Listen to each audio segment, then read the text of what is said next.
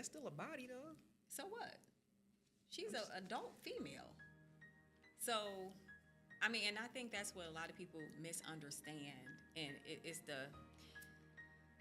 it's something that's going to go on. I want to ask you a for question, ages. but I don't want to get none away. It's okay. It's going to go on for ages.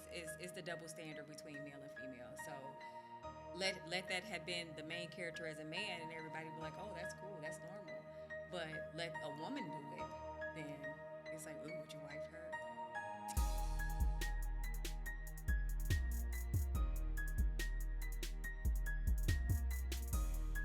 Hey, today's guest is on a winning streak. She's running Victory Lane Boutique. No pun intended. Well, actually, pun intended. She wrote and directed Delusional, and let's make it clear, she sold out every show. The city showed up because her work hits different. Cincinnati's own. Make some noise. Let's give it up for Victoria Foster.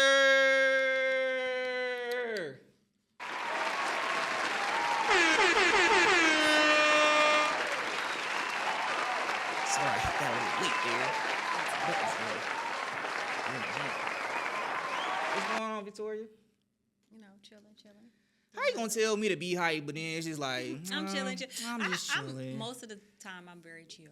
Man, you done peer pressure me to be hype for your intro. You like, look, look, you better. Hey, she tried to debo me though. She was like, look, you better do this intro. You better be hype. Yeah. I'm not playing with you. Suge Knight over here. You know, Suge chill. Yeah. Yeah, you gotta do him right. All right, what's going on, Victoria, man? I know you. Thank you for taking the time to do this show. I know you busy. You be busy making money and everything. You got multiple businesses, multiple properties, multiple shows, multiple things that you're working on, that you're writing. I do. You do? Mm-hmm.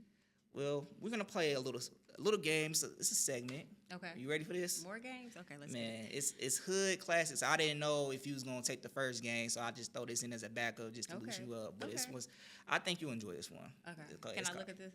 Yeah, you can look at this one. It's called Hood Classic Energy. Okay. All right. So, what's your favorite all-time black sitcom? Girlfriends. Girlfriends. Mm-hmm. You want to sing the theme song for us? My girlfriends, they've been thinking. You know, that's it. That's it? Mm-hmm. All right. So, what's your most iconic R&B song that instantly takes you back to your childhood? Sheesh. R&B song. I would say anything that's Anita Baker, really. Like, we grew up listening to Anita Baker every day. That was like my mom's favorite. So, literally, I knew all her songs before I was 10. Okay. Yeah. And so then, no one in particular. What's your favorite all-time hood classic and why? Hood classic what? Movie. Oh, dang, I thought Nicole was Do bad. I watch hood classics? Shit, I don't You know, you never seen Boys in the Hood? Yeah, but I don't really care for it. Menace to Society? Don't care for that at all. You like comedies? Uh, Friday? uh, What? I told you I'm interesting. Okay, so what's your favorite movie? Classic movie? I would say but it's not hood. It doesn't have to be hood. It could be First 50 Dates. a rom-com. With Adam Sandler Hey, and Drew Barrymore. What? Yeah. It is about to be an interesting interview. I love it. Sorry. I told you what I like. Have you seen any black movies? Yes, absolutely. I don't know. I'm starting to look at you a little bit differently now. I'm going to tell you what I like. All About the Benjamins. All About the Benjamins. I did enjoy that. Okay. Uh-huh. So, what do you feel like is like the most underrated black hood or black movie? I don't know. See, I don't categorize movies like or just black what or white. Okay, what do you watch? What I like. You like? Okay, you just everybody's equal. Yeah. Martin Luther King. Well, Yeah. I don't know. So what movie do you think is the most underrated? Would you say? I couldn't tell you because I don't really watch a lot of movies. But no, let me go back. I'm gonna say my favorite movie was Two Can Play That Game. Okay. Now I can watch that like back to back. Okay, That's my sheesh. Well, yeah, you wrote Delusional, so It makes sense, right? Yeah, it makes sense. But yeah, I couldn't say that. I don't know. I don't think that much into movies, and then I don't remember them. Okay. So that's the thing. Like, if it was underrated, I probably won't even remember it. Gotcha. Yeah. Okay. Yeah. All right. What's So the sorry. most toxic but entertaining TV couple of all time? I know you probably gonna be like, I don't know. No, I probably do know. I know. Do they have to be black? Okay. Joan, and who's the guy that played the guy in Girlfriends? What was his name? Joan had a lot of partners. But at the end, then she got with the lawyer guy. Did she? That's part of the main cast. Didn't she? I don't know, but I'm going to say from The Game. Do you remember The Game? Yeah, Irvin and Baby. Derwin and Melanie. Yes. Yeah, okay. I like that answer. Yes. Yeah. That's probably the Yeah. number one answer right there. Yeah, Okay. they were very toxic. Okay. Love them, but they were toxic. Alrighty. So, yeah. And what's the most Cincinnati thing about you that people from other cities wouldn't understand? You know what? I cannot say that because I didn't spend all my time in Cincinnati. I What? moved away from here. So I left Cincinnati and went to West Palm Beach for 9 years. Oh, okay. So I'm You not just like, so I'm tired of this cold. Cincinnati. But yeah, I'm outta so here. like I grew up in Lincoln Heights, Okay. but we went to like Lincoln Heights Elementary, but we transitioned to an integrated school. So I went to Robert E. Lucas. So that's where a lot of my other side of liking other things came in. So yeah, so I can't say like I'm so Cincinnati because I'm not. I've been to a lot of places. So you never like moved to Florida and then be like, you're not from here. What's your accent like? They didn't say nothing like that. You was just Well, everybody, even people think here they think I'm country. I don't know why I talk the way I do, but hold on. So you hear people think you're country or absolutely. what? And they be like, "Where are you from?" I'm like, Lincoln Heights. I guess Lincoln Heights is country. I don't know. So I don't hear you. categorize I don't know. myself. Maybe Maybe you sound like me. Yeah, maybe. So sorry. Yeah, I don't think I'm so Cincinnati anything. Alrighty. Okay. Okay, Victoria, are you ready for ready. the first topic? So you've been moving so many lanes: boutique, you're a director, you're a creative force, and people see your work, but don't quite know the woman behind it. So, And that's intentional. oh, that's intentional. Okay. So, but can you tell us? This is a 2Phresh exclusive. You got to be transparent. Is that cool? Says who? This is the show. I'm gonna give you what I want to This give. the energy we get. Come Yeah. on. I thought. No, I'm very I don't mind, telling my background or whatever. Yeah. But I believe there's power in privacy. Yeah. So Well, we don't have to get. I'm not gonna ask you like. yeah. I'm not gonna ask you who's your grandma and stuff like that. But that's cool. Well, I would ask you things that I think that can inspire the next Yeah. Victoria Foster. Yeah, and that's cool. in this- So the question was. You gotta look at me. You can't look at the question now. I'm gonna ask you a question. Okay. All right. So, what journey did you take to become the boss that we see today? Just life. I think overall, just wasn't what was installed in me as a child, pretty much. So I grew up with an entrepreneurial family. So my grandfather is from Kendi Heights, and he had a store in Kendi Heights. So as I was little, we were groomed to entrepreneurship. So I just took that on from there. And just a lot of things, sacrifices, ups and downs, lessons, struggles, has made me where I am today. So, as a boss person and someone What's a boss person? Please answer that for me. what's a boss person? So, a boss person, I would say, runs their own things, doesn't take ish from nobody. Okay. So, just I'm gonna do what I feel is necessary. So, because sometimes as a boss person, you gotta do what you don't want to do, but you gotta accomplish that to succeed. But you have the vision for that. So, it's a boss person, someone that people look up to as a leader. Okay. Someone that has their own boutique, their own investment property, Okay. they're putting on their own stage plays that they put on. So and- I don't look at it like that. So Okay, to tell me, a boss person would be somebody who just writes checks that pays somebody else. And yes, I do that, but everything else kind of doesn't feel like boss is more like a work. It's not a work to me. Like I do what I want to do when I want to do it. Yeah. But it's just something that I enjoy. Okay. So everything I do it because I enjoy it, not because I have to by any means. So I just told my sister this the other day, like, the moment I stop having fun with it, I'll be done with it. Like, when Drake said that, that was like my motto. If it's not fun to me anymore, I'm going to stop. YOLO? Yeah, honestly. Yeah. Okay. And then what's something people assume about you that could be further from the truth? Chad, I hear so much stuff about myself. I don't know. I don't know. I don't know what people think about. I think a lot of people think I'm mean or stuck up, or I'll say I know you're not. Just I think maybe I look like that. yeah, it's your like And it's sad because I'm nah, so but I not. feel like you could use that as a superpower though. You know what I mean? You can. Like, but I think I'm silly. Yeah. I'm very loving, very giving, and I think once you get past that intimidation look I get a lot. People say I look intimidating, and I don't know why. I try to smile often, but then you'll see like it's totally different.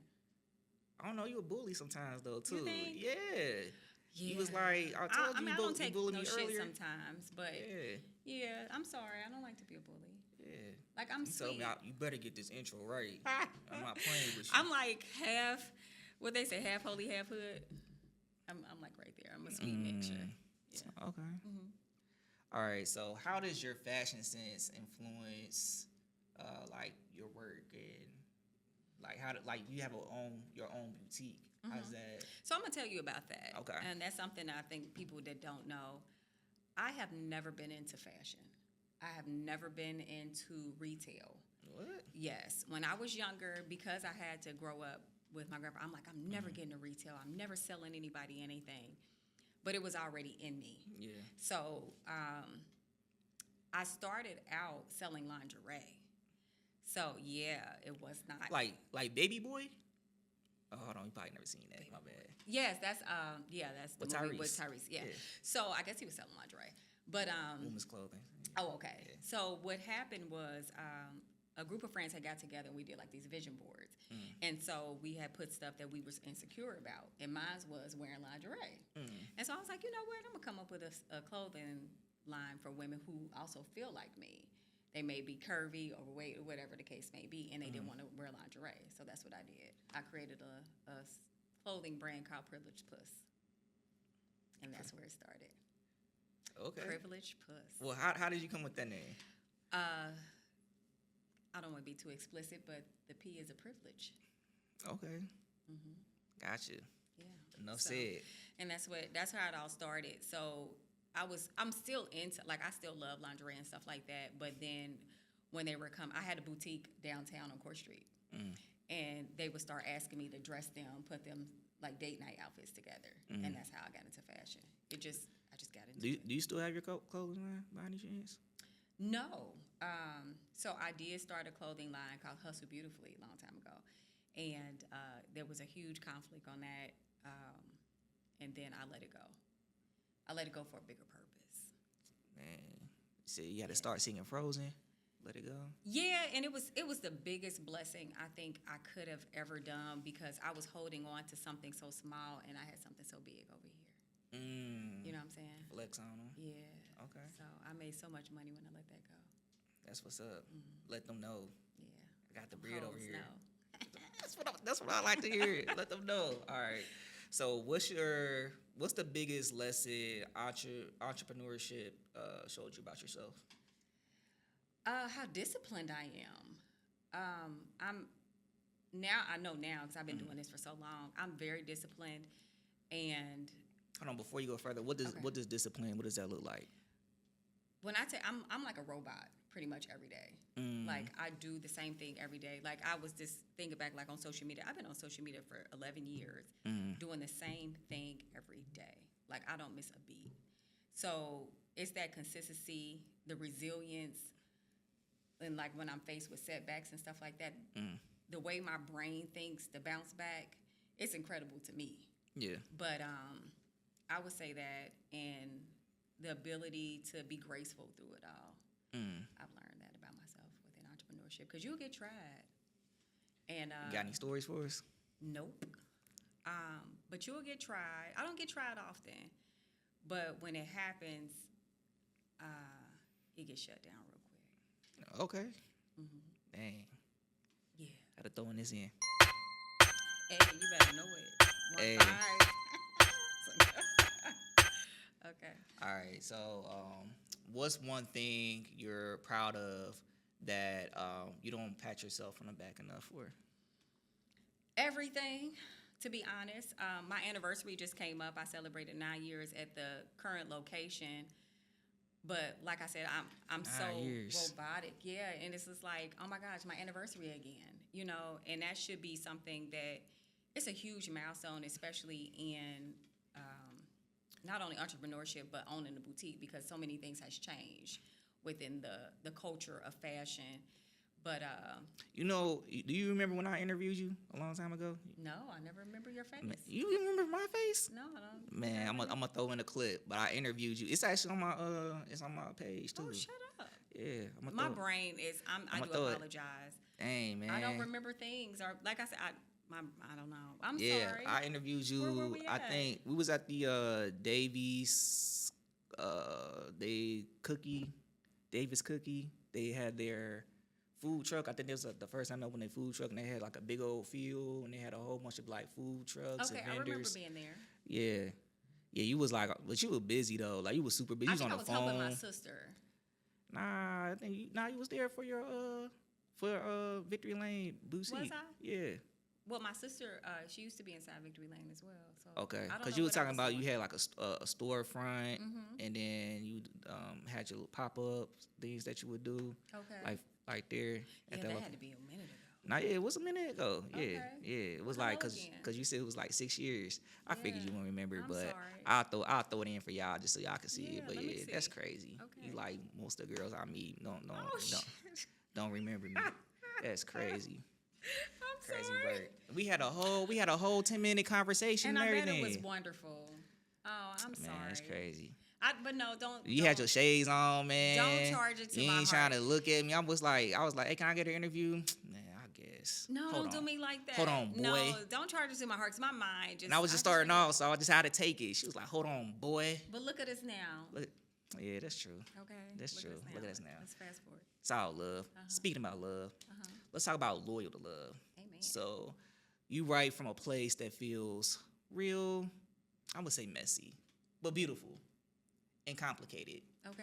All right, and there's a project of yours that we got to talk about. So that's Loyal to Love. So let's That's talk my about your book. baby. Yes. And maybe it's messy because life is messy. Yeah. So everything I do, or all my works, stem from something that has happened, whether to me directly or indirectly, or I'm writing a story from someone else. But Loyal to Love was something that birthed when I was maybe 16 years old. 16. And what I used to do was journal a lot. So anything that happened to me because of the kind of relationship I was in, I couldn't talk to many people, so I would write about it. And so I ended up having 16 journals, literally, Wow. by the time I wrote this book. And so I had took them all, put them together, and it was like many more pages than it is now. But I had showed my boyfriend at the time, and I'm like, hey, I wrote a book. And he read it, and he was like, yeah, no, take some of this stuff out. Like, he didn't mind, but he was like, take some of this stuff out. So I did, and we had to revise it so many times, but I got to the final story. So it's based on a true story then. Yeah. Okay. Yeah. No, so everything did not happen. You know, Yeah. you have to tweak some stuff for entertainment purposes, but Right. yeah, for the most part, people who knew me knew the story. When did you write? It was like 2015 or something like that? I wrote it back in maybe 14, published it in 16. 16. How did it do? Amazing. I mean, okay. Oh my gosh, amazing. Because I see it's on sale on your website, and it's also on Yeah, it's Amazon. still selling. And so I don't think people relate the book to me, like that know that I'm the one who wrote it. But yeah, it was a young Victoria that wrote that. Have you ever did like any author meet and greets, like go around? Because sometimes they'll have events at the library where it's a lot of popular authors. And So they do meet I and actually greets. I did the event myself. I put it on. Of course you so did. I did a books and brunch, and I brought my favorite author, Nikki Turner. I brought her here to Cincinnati.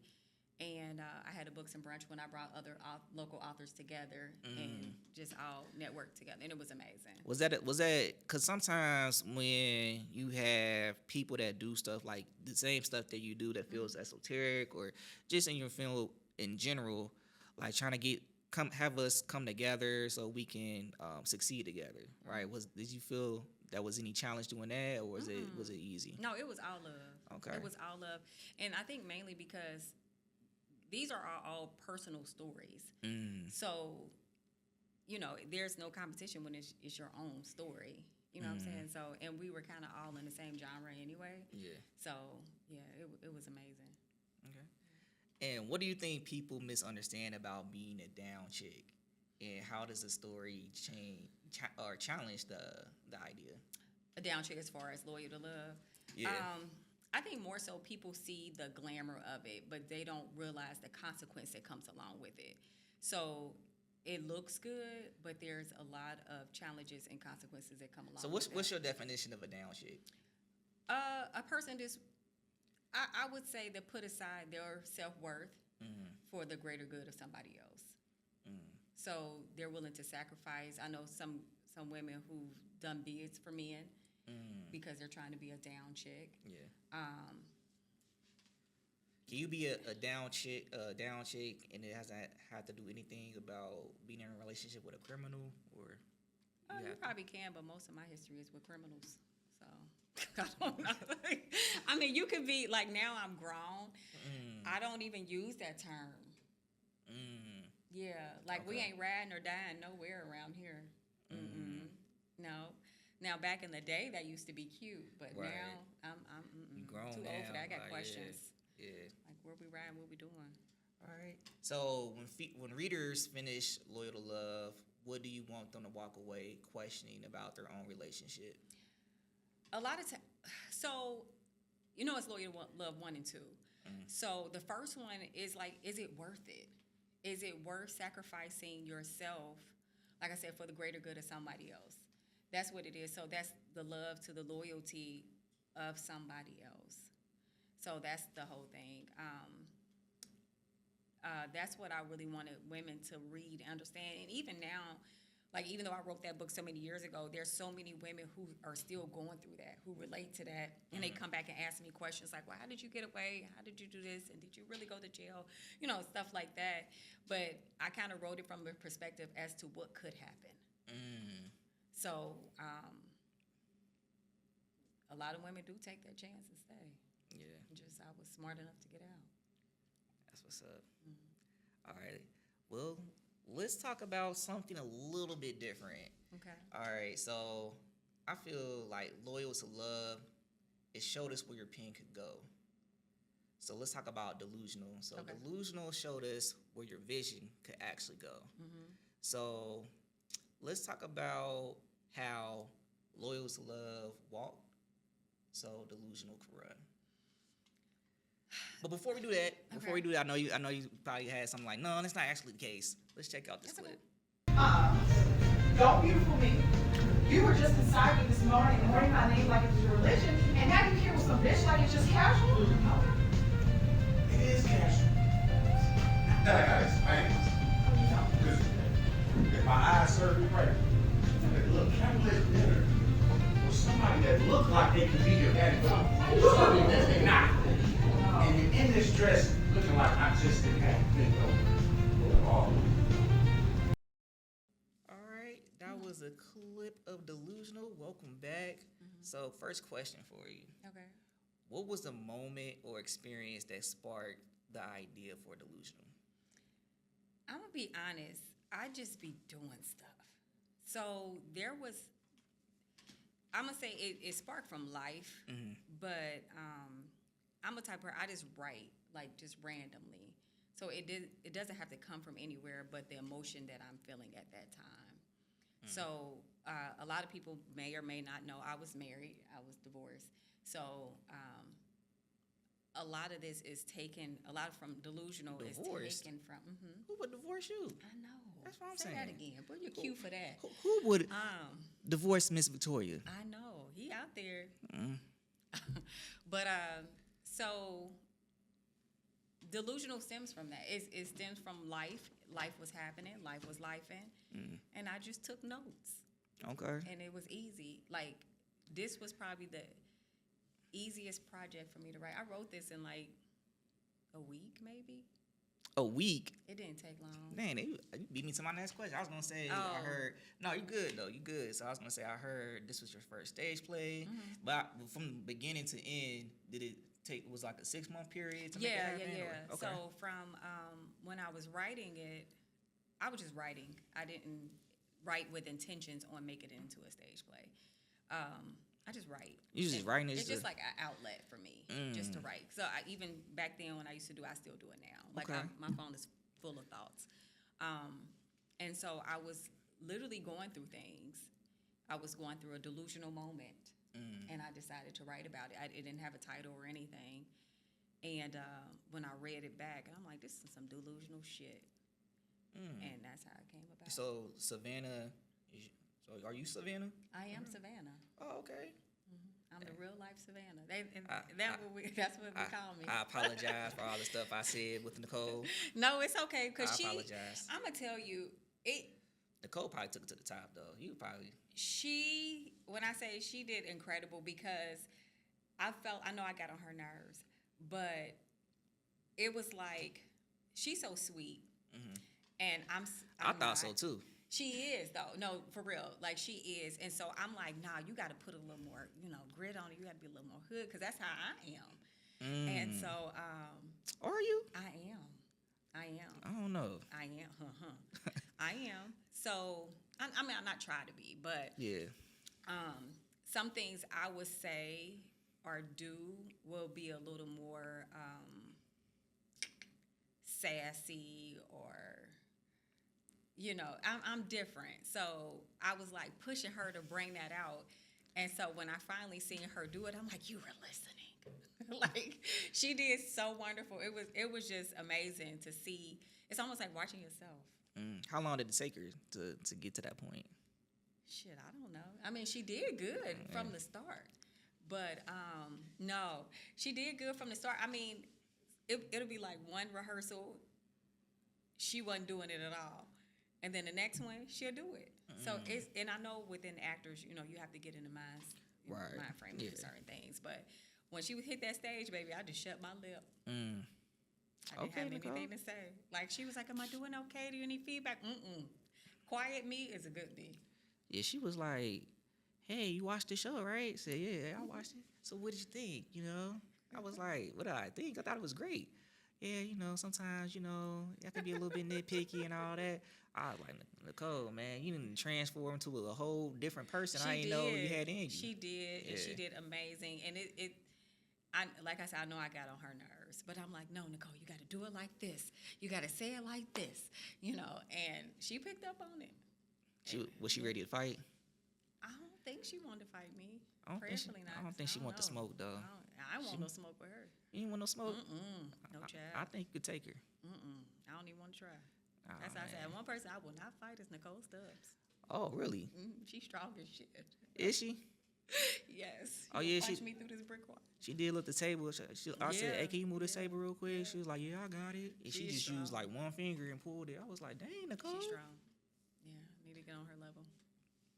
Alrighty, so what's the behind the scenes moment during rehearsal that made you say, "Oh, this play is about to take off," or something special? I would say when they made me cry. They made you cry. I bust out crying. I don't know what happened to me. It was on scene 10, maybe. What scene was that? 12. And I had to step away. Is that the poetry scene? Yes. Oh, for real? Yeah. Oh, I was had to step just trying to throw away. in some jokes. All right, And guys. no, and I was like, I shocked myself, like, damn, what is wrong with me? And I literally had to step away, and That poetry scene crazy. but that was all him. That was not me.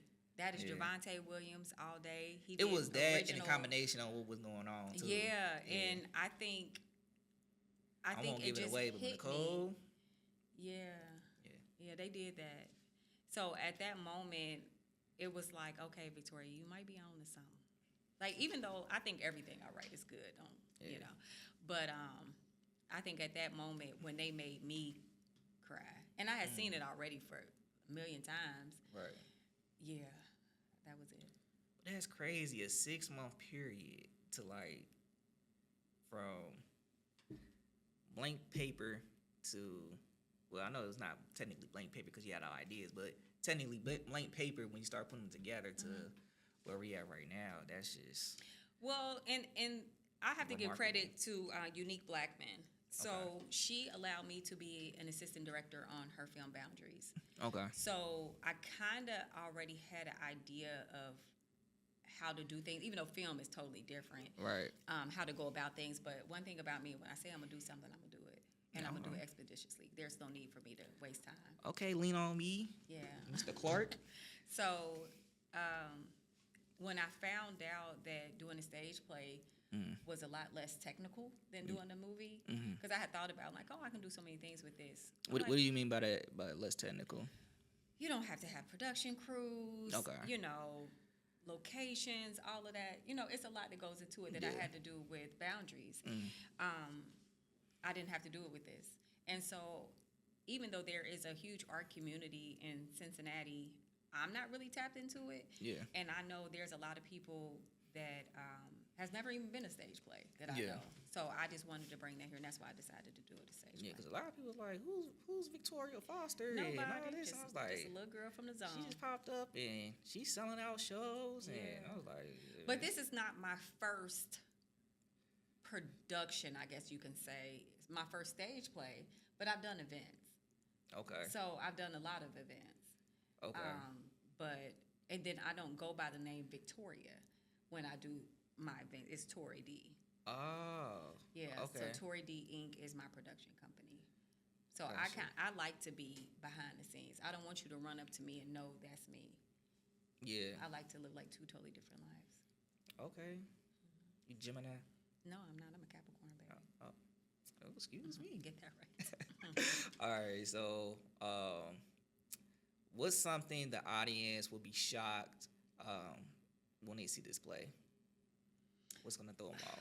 I think the rawness of it, because I think when people go into a stage play, they think, oh, we're going to be male bashing, or it's going to be geared more towards women. And one thing I was intentional about is to have men and women relate to the stage play. So I think that's when it's going to captivate both male and female audiences, because both can relate to it. And I've had great reviews from both. Which character do you think the audience misunderstands and why? I would say Miss Savannah. Savannah. Yeah, because they look at her from, like, I think you had said something about it, like her having, different men, and would you wife her? Why wouldn't you? She's just a woman who's figuring out her way through life. Like, she's not out here being a whore about it, but... I don't know. It's just, it's just during that poet she turned into Sierra. You know what I'm talking about? Explain, no.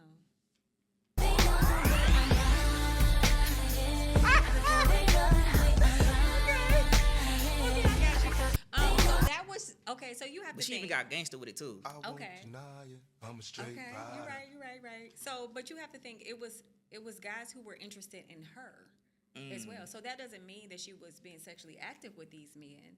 It was just one. So But then she had her husband too. that was going to be her ex-husband. Who's to say how long she had been dealing with him? That's still a body though. So what? She's an adult female. So, I mean, and I think that's what a lot of people misunderstand, and it's something that's going to go I on want to ask you a for question, but I ages. don't want to get none away. It's either. okay. It's going to Yeah. go on for ages. It's the double standard between male and female. So let that have been the main character as a man, and everybody be like, oh, that's cool, that's normal. But let a woman do it, then it's like, ooh, would you wife her? I don't know, but hypothetically, if a woman had the opportunity to get with a successful guy, versus a street guy, right? Like he has his, head clean, going right direction, would be able to provide for her. All three of them did, didn't they? She would rather, I'm just saying, like, hypothetically, she would rather,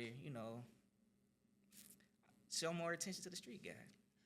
So I don't think it's more so a street guy, because Romeo, the character, he wasn't street. He wasn't a street guy. I was saying hypothetically. Okay, Yeah. I understand that, but it's more so of a thrill. It's the thrill, and it's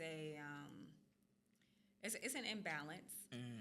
But once you mature and realize what's best for you, then you'll kind of start making better decisions. But in Savannah's case, she was honest and real about when she said, you were the most invigorating thrill I've ever met.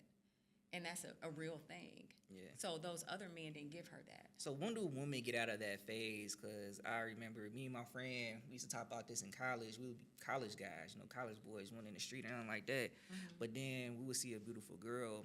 She would rather chase the street guy versus the guy that's in college is going, not a street guy. So when is that? It's not when does an that age. change? There is not an age to it. It's a maturity thing. And when you get tired enough, because I was having women in their 60s come up to me like they were sitting in the audience crying because they got Romeo at home.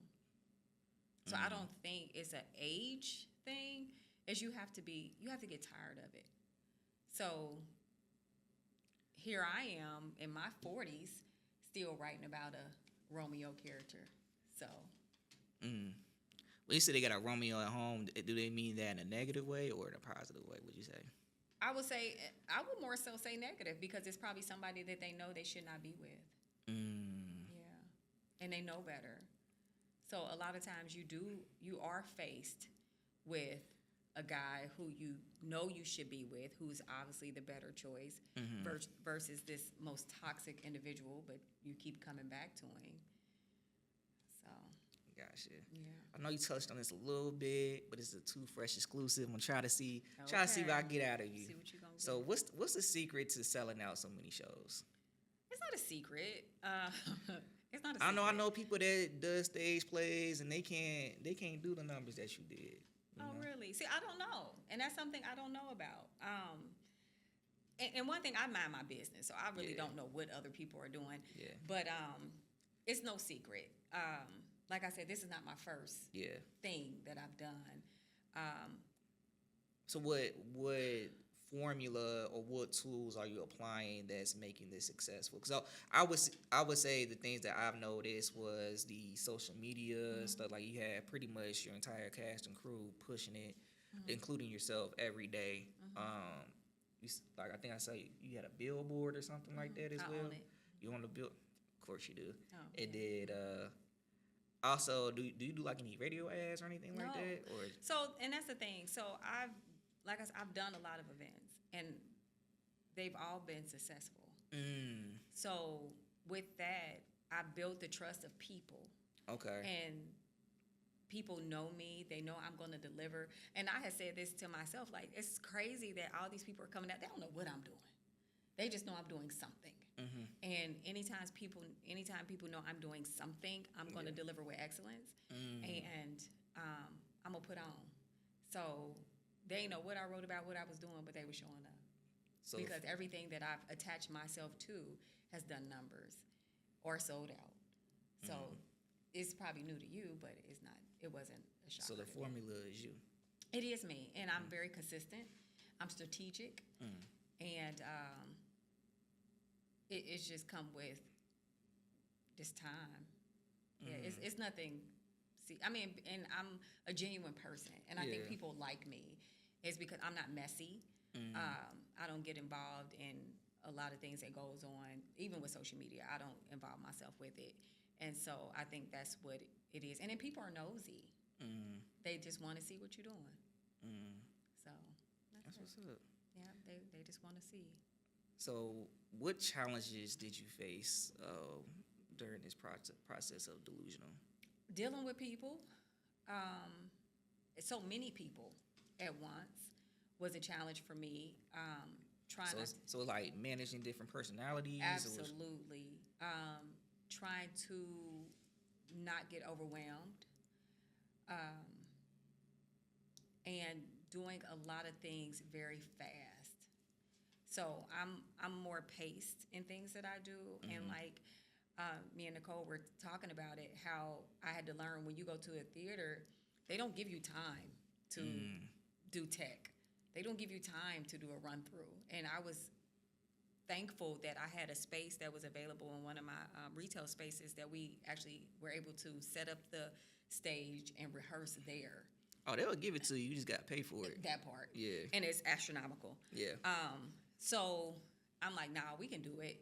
But I didn't realize, it was stressful for me, but I didn't realize how stressful it was for them as well to do that. So I can push through it, but that was a challenge for me. And it still remains a challenge for me.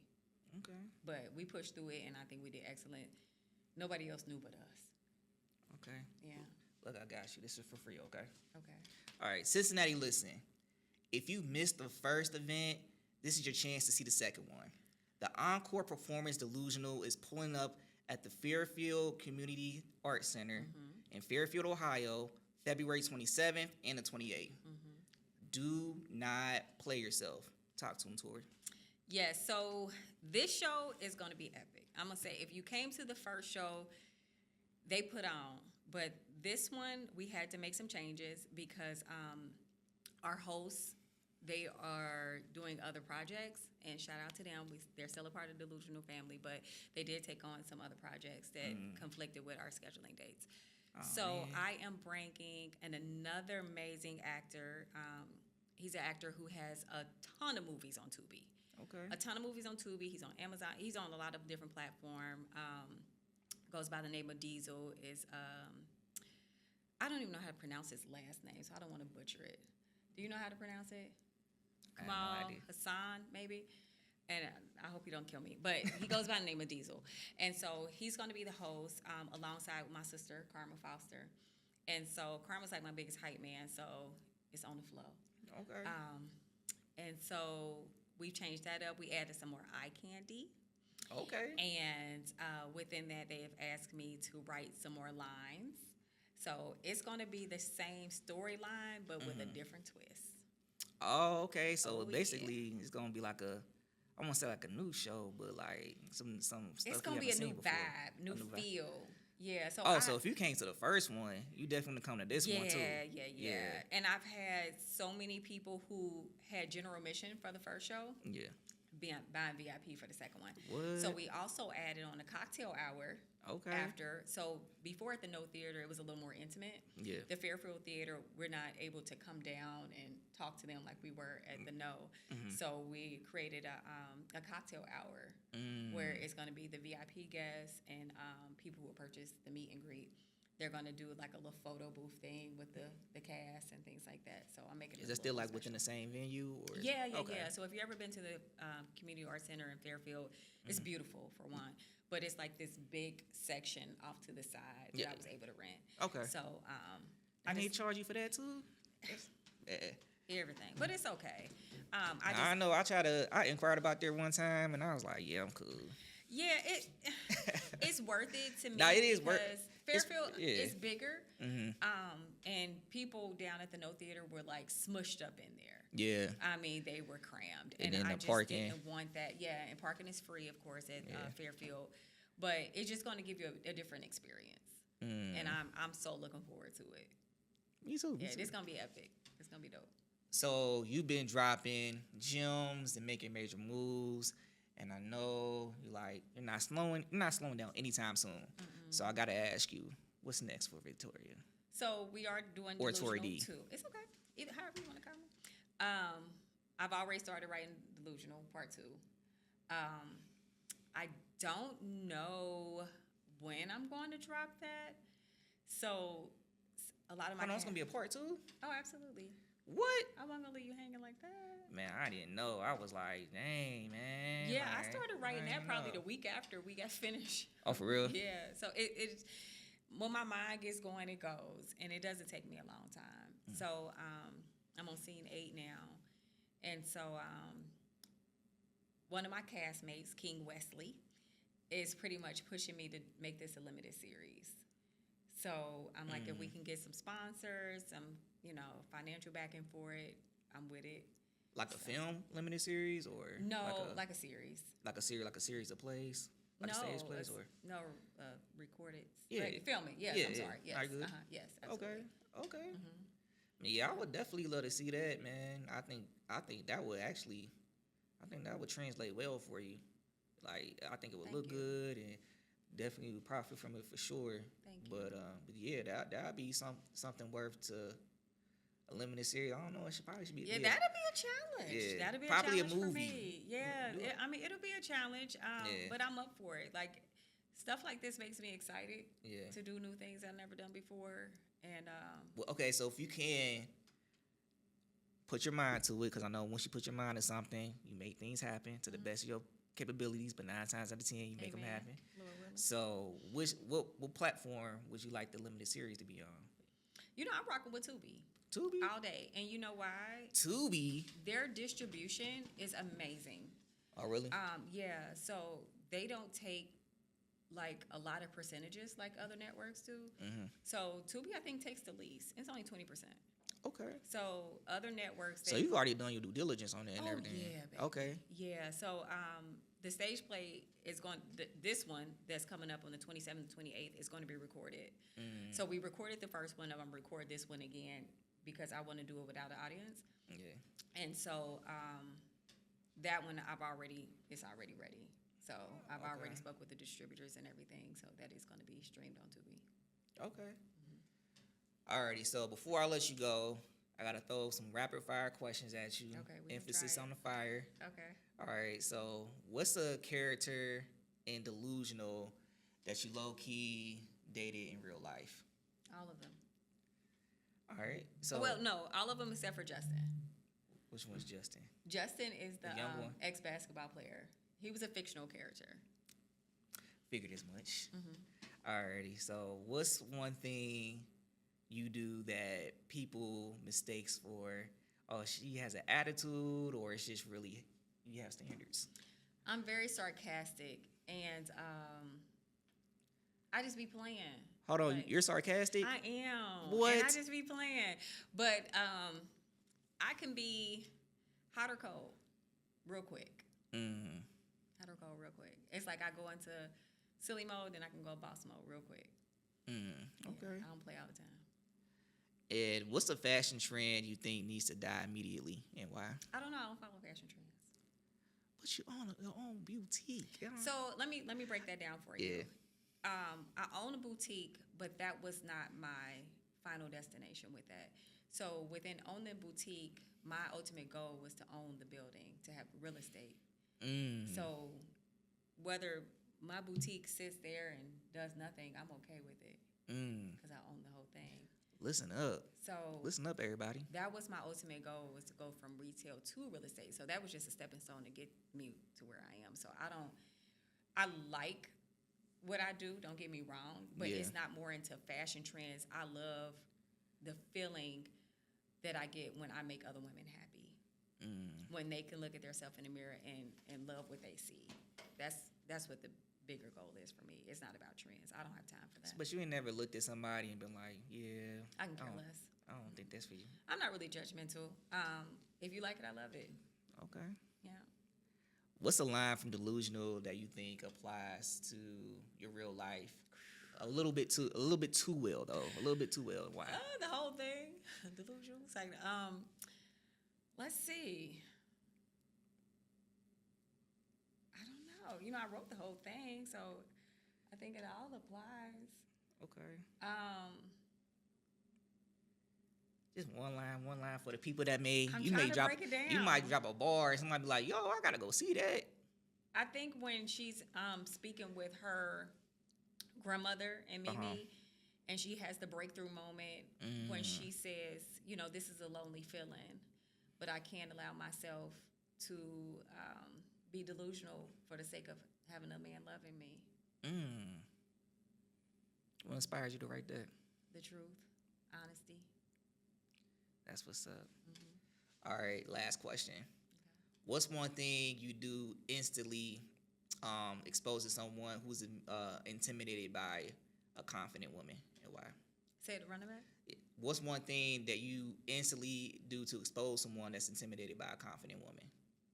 To expose someone? Like a man? Like if somebody, yeah, like a man came in, and or even, a man came in and he's like, let's say he tries to act like the boss, right? Because he's intimidated by you. You know what I'm saying? Now he has to show like, okay, I'm the man, I'm the boss. This woman's not running this. Like, what would you do? Nothing. I don't give people the energy, honestly. I'm gonna be like, okay, sure, whatever, because I don't really care. It doesn't bother me. If you want to be a boss in your own world, that's fine. I don't run around thinking I'm nobody's boss. I'm just Vicky and Milton's daughter. That wasn't applying to me, is it? No, I know. I'm just saying that's Oh. how I would treat them. Like, oh, okay. Like, I love when men pop their shit. Please Okay. do. I don't know. You just patting it. Just feel. No, I'm saying that's how I do. So I'm not going to try to demasculate him. If he feels like he the boss, he the shit, yeah. Pop your shit, fella. So he may be in his own right. Yeah. And who's to say, I can't take that away from him. But I'm just not that type of person. If you meet me on the street, you'll know what I do.